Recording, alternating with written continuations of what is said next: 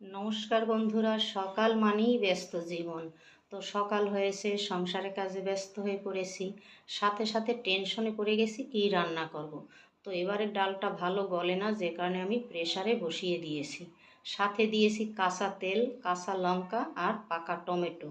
ডাল ফুটে উঠেছে, আমি আগে ফোড়নটা দিয়েছি। ফোড়নটা দিয়ে রেখেছি, সহজে ডাল রান্না হয়ে যাবে তার জন্য। তো ডাল ফুটে উঠেছে, ফোড়নটা দিয়ে দিলাম, কিছুক্ষণ জাল হবে, নামিয়ে দেব।